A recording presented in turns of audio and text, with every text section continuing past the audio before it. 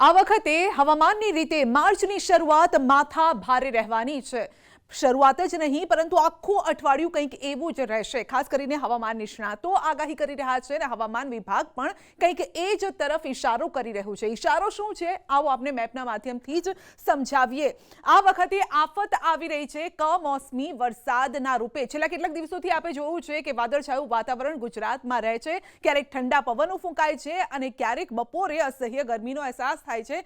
પરંતુ આ બંને તાપમાનની વચ્ચે અત્યારે પારો હાઈ હોય તો આ છે માવઠા। आप જોઈ શકો છો કે જ્યાં આપને અહીંયા લીલો કલર દેખાઈ રહ્યો છે, વાદળી આસમાની જેવો કલર દેખાઈ રહ્યો છે, તો આ જે પવનો આવી રહ્યા છે ભેજવાળા પવનો છે, વાદળોની સાથે વરસાદ પણ લઈને આવી રહ્યા છે। અને ક્યાં તો કચ્છમાં જે પહેલું અઠવાડિયું છે માર્ચ મહિનાનું પહેલું અઠવાડિયું એટલે પહેલી તારીખથી લઈને જ આપણે શરૂ કરી દઈએ તો 8 તારીખ સુધી કંઈક આ જ પ્રકારની પરિસ્થિતિ રહેવાની છે। અને આ આગાહી સચોટ આગાહી કરી છે અંબાલાલ પટેલે। એ આગાહી છે કે કચ્છમાં વરસાદ થશે। આ એવો વિસ્તાર છે જ્યાં આપને ખબર છે કે આ પહેલા પણ બિપોર જોઈ વાવાઝોડું આવ્યું હતું ને તે સમયે શું પરિસ્થિતિ થઈ હતી। એ વાવાઝોડું હતું ને આ વખતે વરસાદની આગાહી કરવામાં આવી છે અને એ પણ વરસાદ થઈ શકે છે।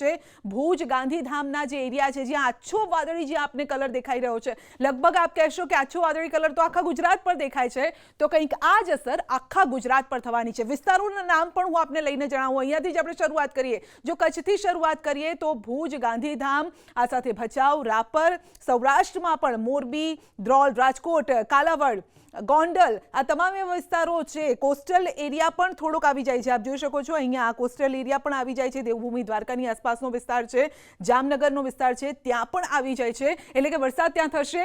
ઉત્તર ગુજરાતમાં તો પહેલેથી જ આગાહી કરવામાં આવી છે કે શરૂઆતના 3-4 દિવસ છે એ અહીંયા પણ કાંઠા રહેવાના છે ને માઠા પણ રહેવાના છે। એટલે કે પાલનપુર, પાટણ, વિસનગર, ખેડબ્રહ્મા તમામ વિસ્તારો, કડીની આસપાસ એટલે અમદાવાદ પણ આવી જાય છે, જ્યાં છેલ્લા દિવસોમાં આપણે જોયું છે કે વરસાદ તો નથી આવ્યો ત્યાં, પરંતુ વાદળો જરૂર બંધાયા છે અને ઠંડા પવનો પણ ફૂંકાયા છે। એટલે પવનની ગતિ પણ આ વિસ્તારોમાં વધારે રહેવાની છે। પવનની ગતિ પણ 50-60 કિલોમીટરની આસપાસ રહી શકે છે।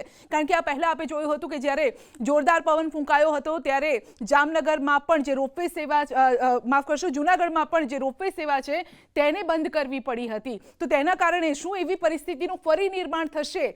કારણ કે આ તો ફક્ત એક રોપવે સેવા પૂરતી વાત નથી, વાત ખેડૂતોની છે। આ તમામ વિસ્તારના ખેડૂતો અત્યારે દુવિધામાં એટલા માટે આવી ગયા છે કારણ કે જેમ જેમ પાક તૈયાર થઈ રહ્યો છે તેમ માર્કેટ યાર્ડ સુધી પહોંચી રહ્યા છે। પછી ઊંઝામાં જીરું પણ પહોંચી રહ્યું છે અને ગોંડલમાં મરચાં પણ પહોંચી રહ્યા છે। હવે આ જે બધા જ વિસ્તારોમાં જ્યાં જ્યાં માર્કેટ યાર્ડ છે ત્યાં જો આ તમામ પાક આવતા હોય અને જો આ પાક ખુલ્લામાં પડી રહે તો શું થાય?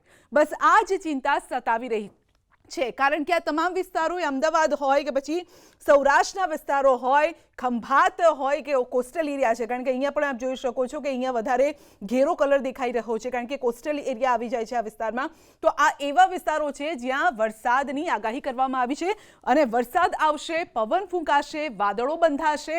આ તમામ એવા વિસ્તારો છે જ્યાં આફત આવવાની નક્કી છે અને આવું એક વ્યક્તિ નહીં અનેક વ્યક્તિ એટલે કે હવામાન નિષ્ણાતો કહી રહ્યા છે। આ સાથે જ હવામાન વિભાગ પણ કહી રહ્યું છે। ખેડૂતો માટે ખાસ આ આગાહી છે, માર્ચની શરૂઆત માથાભારે જરૂરથી રહેવાની છે।